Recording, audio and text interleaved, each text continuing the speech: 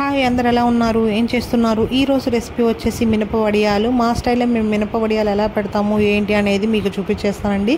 గుండు మినపప్పు తీసుకున్నాము. గుండు మినపప్పు వచ్చేసి ఒక 6 to 7 hours బాగా నానాలండి. మంచిగా నానిన తర్వాత ఒక 3 to 4 times మంచిగా నీట్గా వాష్ చేసుకొని మీరు రుబ్బుకోవాలంటే రోట్లో వేసి రుబ్బుకోవచ్చు, లేదు మేము గ్రైండర్ చేసుకుంటామంటే మీరు గ్రైండర్కైనా వేసుకోవచ్చు. మేమైతే రోట్లో వేసి రుబ్బామండి.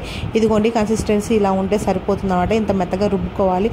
లేదు ఇప్పుడు మీకు తెలియలేదు అంటే హ్యాండ్ తీసి వాటర్ ఉంటాయి కదండి, వాటర్లో డిప్ చేసి ఆ చెయ్యిని తీసుకొచ్చి పిండిలో పెట్టాము అంటే చేతికి పిండి అంటుకోలేదు అంటే బాగా మెదిగి మంచి కన్సిస్టెన్సీ వచ్చినట్టండి. ఇది చూడండి, అలా ఉంటే మంచిగా మెదిగి కన్సిస్టెన్సీ బాగా వచ్చినట్టండి. ఇది వచ్చేసి సాల్ట్. మీరు రుబ్బుకునేటప్పుడే మినపప్పు కొంచెం ఉప్పు వేసేసుకోండి, సాల్ట్. తర్వాత వచ్చేసి జీలకర్ర అండి. ఇది వచ్చేసి పచ్చిమిరపకాయల పేస్ట్ అండి. పచ్చిమిర్చి కచ్చా పచ్చాగా పేస్ట్ చేసుకున్నామండి మిక్సీలో వేసుకొని.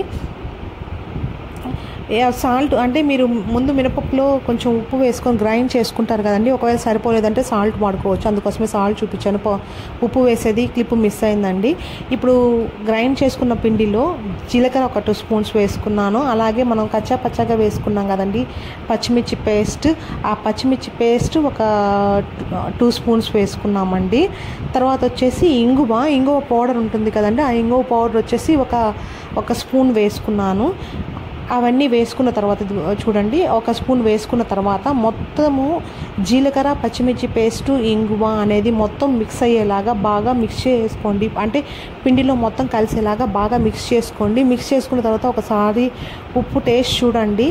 ఉప్పు టేస్ట్ చూసి ఒకవేళ ఉప్పు సరిపోలేదు అనుకుంటే మీరు ఈ స్టేజ్లో కొంచెం సాల్ట్ వేసుకొని కలుపుకొని టేస్ట్ చూసుకోవచ్చండి. ప్రాబ్లం అయితే ఏం లేదు, ఏం కాదు. మీ టేస్ట్కి తగ్గట్టు ఉప్పు వేసుకొని మిక్స్ చేసేసుకోండి. మొత్తం ఇదిగోండి కన్సిస్టెన్సీ ఇలా ఉంటే సరిపోతుందండి మనం వడియాలు పెట్టుకునే దానికి. ఇప్పుడు వచ్చేసి మీరు ప్లాస్టిక్ కవర్ల మీద అయినా పెట్టుకోవచ్చు అండి, లేదంటే క్లాత్లో అయినా పెట్టుకోవచ్చు. క్లాత్లో పెట్టుకోవాలి అంటే మాత్రము నీళ్ళల్లో బాగా ముంచి అంత తీయాలండి. బాగా ముంచి ఎక్కువ పిండకుండా కొంచెం పిండేసి ఆ తర్వాత క్లాత్ని మీరు ఎక్కడైతే పెట్టుకోవాలనుకుంటున్నారు అంటే నేల మీద పెట్టుకోవాలి ఎండలో అనుకుంటే ఎండలో పెట్టుకోవచ్చండి. మాకు ఆ రోజు ఎండ ఎక్కువ ఉందని చెప్పి మేము ఇంట్లో పెట్టుకొని మంచం మీద అంత తర్వాత దాన్ని తీసుకెళ్ళి బయట పెట్టామండి. ఇదిగోండి ఇప్పుడు కొంచెం పిండి తీసుకొని ఆ క్లాత్ అంతా పరిచాక కొంచెం చేతిలో పిండి తీసుకొని చిన్న చిన్న ముద్దలుగా ఆ క్లాత్ మొత్తం పెట్టేసుకుంటే సరిపోతుందండి.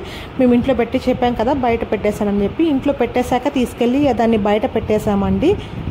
దీన్ని పిండి వడియాలు ఉన్నాయి కదండి, నీళ్లు చల్లి అలా తీయాలి కదా, అలా ఏం తీయాల్సిన అవసరం లేదండి. ఇవి ఏంటంటే ఆటోమేటిక్గా ఊరికే చేతికి వచ్చేస్తాయండి.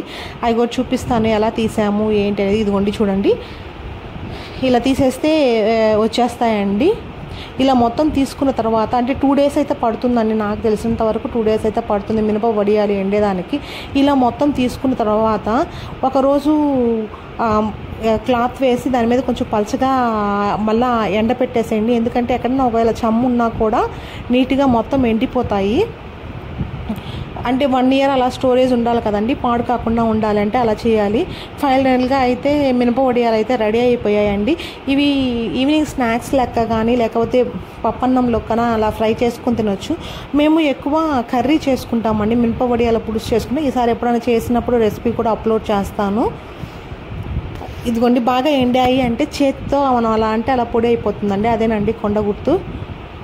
ఈ వీడియో నచ్చినట్లయితే లైక్, షేర్ అండ్ సబ్స్క్రైబ్.